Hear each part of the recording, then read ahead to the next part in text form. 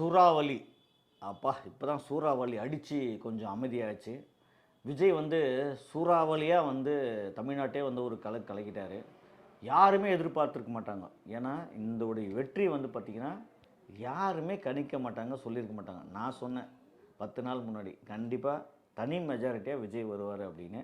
ஆனா தனி மெஜாரிட்டியா வந்துட்டாரு. என்னன்னா பெரும்பான்மையை நிரூபிக்க வந்து அவருக்கு பார்த்தீங்கன்னா, 108 தொகுதியில ஜெயிச்சிருக்காரு.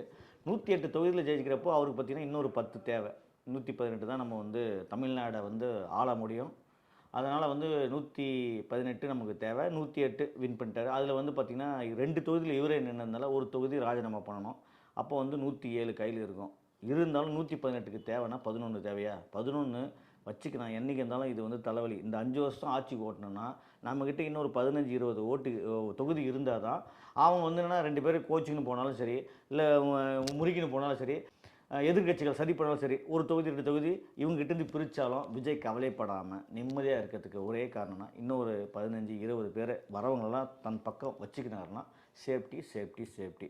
அதில வந்து விஜய் வந்து புத்திசாலித்தனமா கண்டிப்பா 15, 20ல யார் வரீங்களோ வாங்க, ஜெயிச்சவங்கலாம் வாங்க, உங்களுக்கு ஒரு பதவி தரேன்னு சொல்லி அரவணைச்சிக்கினாருன்னா, இன்னும் ரொம்ப சௌகரியமா இருக்கும். அதனால வந்து இன்னும் 5 வருஷம் யாரும் அசைக்க முடியாத ஆட்சிய தளபதி விஜய் கண்டிப்பா குடுப்பாருன்னு நம்ம எதிர்பார்க்குறோம். அதே மாரி பார்த்தீங்கன்னா, 7ஆம் தேதி வந்து விஜய் வந்து முதலமைச்சரா பதவி ஏத்துக்கிறாரு. அவங்க உறுப்பினர்கள் அனைவருக்குமே வந்து பார்த்தீங்கன்னா, பதவி பிரமாணம் செஞ்சு வைக்கிறாரு. ஒவ்வொரு தொகுதிக்கும் யார் யாருக்கு என்னென்ன இலாக்கா, யார் யாருக்கு என்னென்ன பதவி வருன்றத நம்ம பொறுத்திருந்து தான் பார்க்கணும். கண்டிப்பா அது வந்து ஆனா உண்மையிலேயே உங்களுக்கு எந்த அனுபவமும் இல்லைனாலும், சிறப்பான ஆட்சி நடக்குன்றது எனக்கு ஒரு நம்பிக்கை இருக்கு. காரணம் என்னன்னு பார்த்தீங்கன்னா, எல்லாமே வந்து செம்ம டேலண்டா, செம்ம புத்திசாலித்தனமா இருக்காங்க. மக்கள் கொடுத்த அந்த விஷயத்தை யாருமே வந்து மிஸ்யூஸ் பண்ண மாட்டாங்க. கண்டிப்பா எல்லாருமே பயன்படுத்திக்குவாங்கன்ற ஒரு நம்பிக்கை நமக்கு இருக்கு. எல்லாமே 118 தொகுதிக்கும் சிறப்பான ஆட்சி டிவிகே குடுக்குன்ற நம்பிக்கை எனக்கு 100% இருக்கு. ஏன்னா உண்மையிலேயே வந்து கணிக்கல பத்தியா இந்த கணிப்பெல்லாம் பொய்யாக்கி, சூறாவளியா வந்து விஜய் ஒரு பெரிய தாக்கிட்டு, பெரிய கட்சி, ஆண்ட கட்சி அதிமுக, திமுக எல்லாத்தையும் ஒழிச்சு கட்டி, அதுவும் நாம் தமிழர் சீமாலாம் பார்த்தா பாவம் கண்ணீர் வடிச்சிட்டாரு. அது ரொம்ப எனக்கு கஷ்டமா இருந்தது.